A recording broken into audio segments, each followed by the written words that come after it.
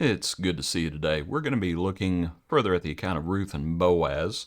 Our hymn today is called When Zion's Bondage God Turned Back. When Zion's bondage God turned back, as men that dreamed were we, then filled with laughter was our mouth, our tongue with melody. They mocked the heathen, said the Lord, great things for them hath wrought. The Lord hath done great things for us, whence joy to us is brought, as streams of water in the south. Our bondage, Lord, recall, who sow in tears are reaping time of joy fulfilled they shall.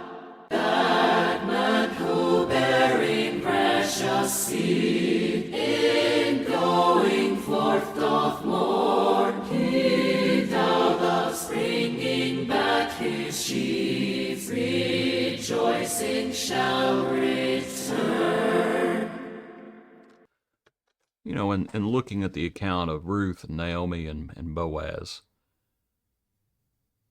we can't forget that a time of famine that was bad enough that people were starting to leave the country had just happened. One of the things that I like to do and learned it from my father, you talk about what they could have said. And I'd like to do that with Boaz.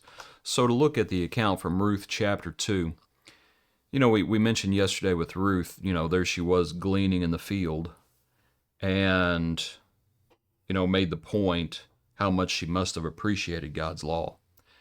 But to just think about what Boaz could have said, because, to look at the account, Boaz is so generous. Yes, and even beyond the law. So according to the old law, right, they were to leave the corners of the field. But as it goes on and Boaz says, whose young woman is this? Verse 5, and he's told about how she's the one who came back with Naomi. He tells her, it's like, you stay here. Okay, that's verse 8. You don't go to another field. You stay close by my young women. Let your eyes be on this field and go after them. But then he goes on and you have the business about, he says, come and eat of the bread and dip your piece of bread in the vinegar. And then when she rose up to glean, after she ate, he commands his young men, let her glean among the sheaves. And then it's where he tells them to let some fall intentionally for her.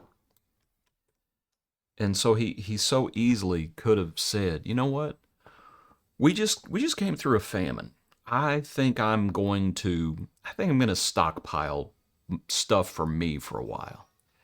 And he doesn't do that. He's generous. He's beyond generous. The law is already generous with the gleaning, and he goes even beyond that.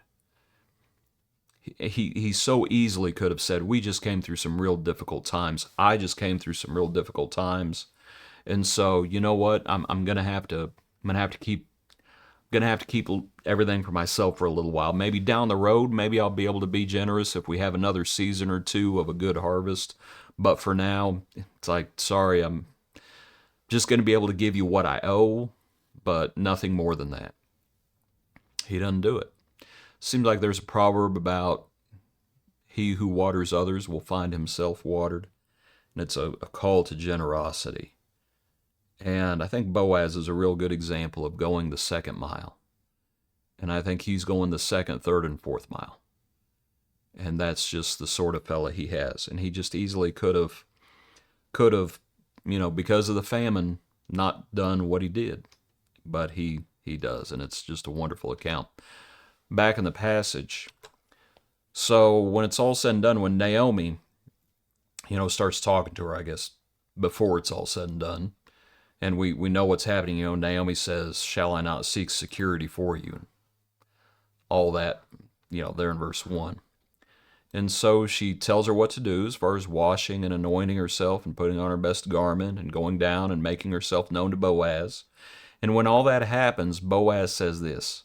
He says, blessed are you of the Lord, my daughter, for you have shown more kindness at the end than at the beginning, and that you did not go after young men, whether poor or rich.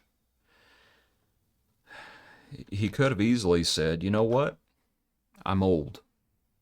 I'm old.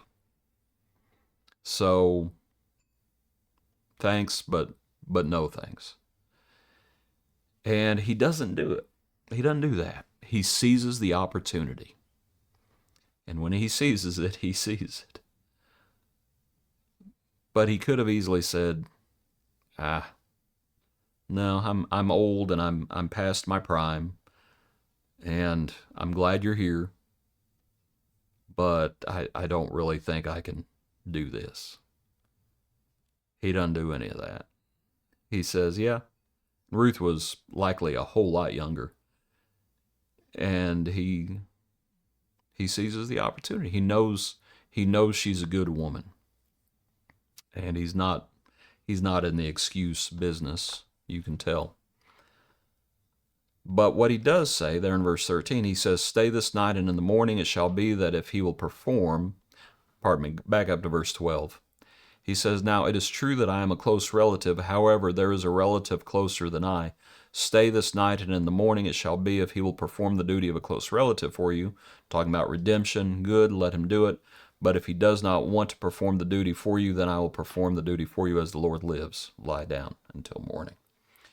He could have easily said, you know what? Because obviously he wants to do this. He is seizing the opportunity, but he knows by law, by Jewish law, there's a closer relative than he is. But this is the time of the judges. So he real easily could have said, you know what? I'm going to do what's right in my own eyes. I'm an old guy, and this opportunity doesn't come along very often, and you're a good woman, and so we're just going to go ahead and do this and just not worry about the law. He doesn't do that, though. He upholds the law. He doesn't make excuses about it. He just says, there's someone who's closer than me, and if he wants to redeem you, then that's his right. Let him do it. Now, if he doesn't want to do this, then I will, as the Lord lives. And so we know that's exactly what ends up happening. And so I really do think that all of Ruth is basically all about, pardon me for that, all of Ruth is about restoration, redemption, comfort.